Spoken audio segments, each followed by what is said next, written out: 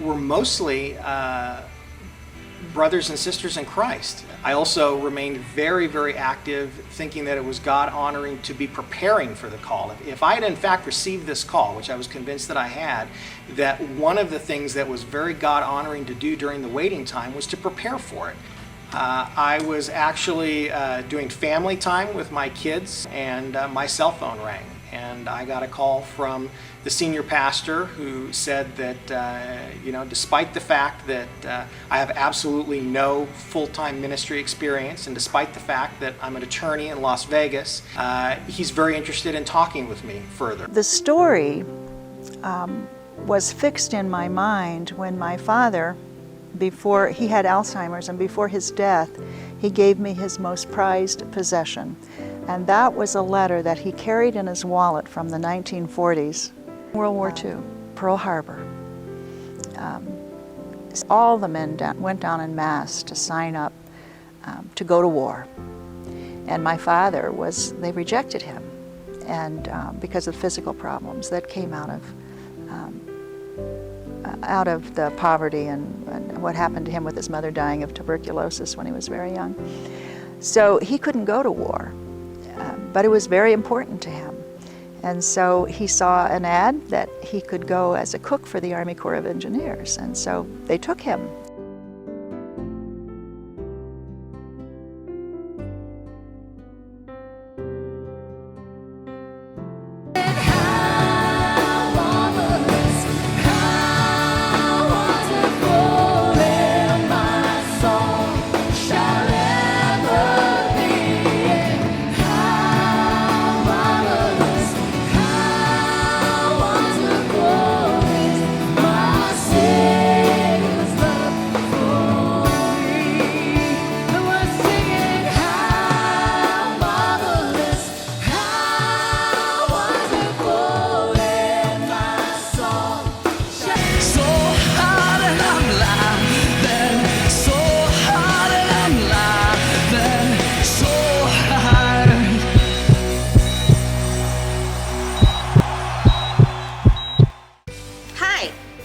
And I want to welcome you to The Crossing.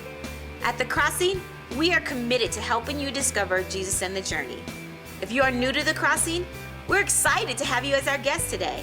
And we would encourage you to tell us a little bit more about yourself by filling out the connection card located in your program. And you are the branches. And he says, and my Father is the gardener.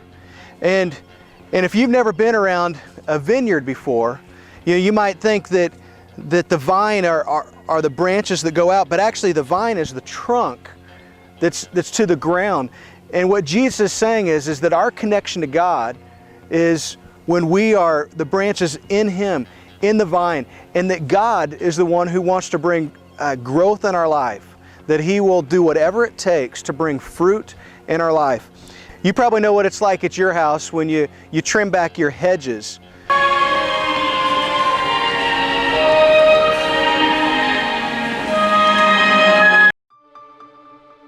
My name is Lou Palma, and I'm the manager of Shelter Services, which is commonly referred to as Child Haven. We'd all like to think that childhood is a safe and fun time for all children, but that's not the case with everybody.